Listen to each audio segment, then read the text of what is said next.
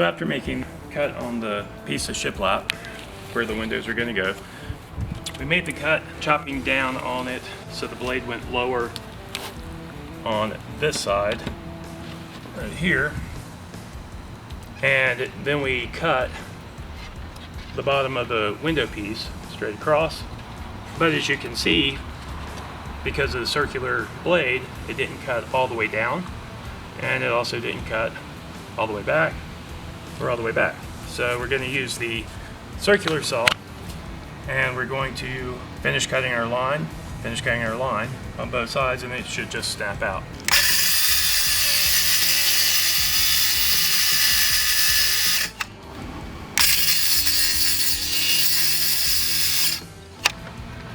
Put the saw blade into the already cut groove.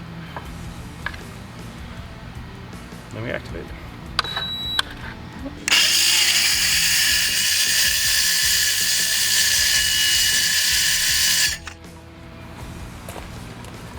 And do the same thing one more time.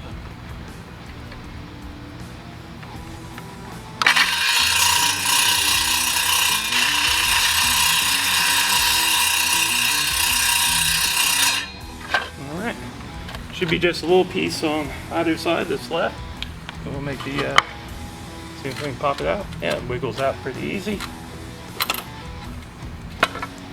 Now, all we need to do is just clean it up with either a box cutter or a chisel.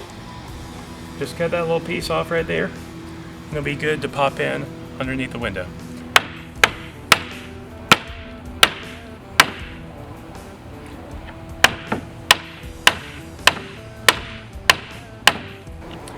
So we put that piece of shiplap in already. It was quite a bit of hassle, but the cut lines were absolutely perfect, and just getting it in behind the window flange was a little challenging.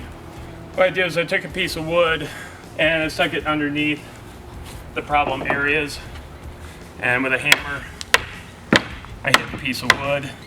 What it does is it displaces the actual hammer head hit.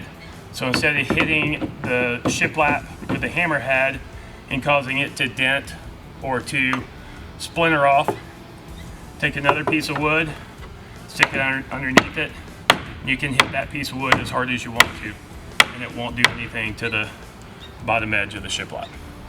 That's what we did here. Started, worked our way down, came back, finished up in the middle.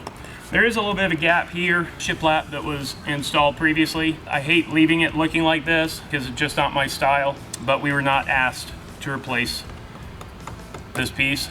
So what I'm going to do is I'm going to get a little trim piece, and I'm going to take the trim piece to bridge this gap all the way down from this window to that window, and then we'll be done with that. So now all we got to do is tack it in. We got to put these two boards up, tack them all in, and then we'll be done with the shiplap. Stay tuned to see how to use a nail gun.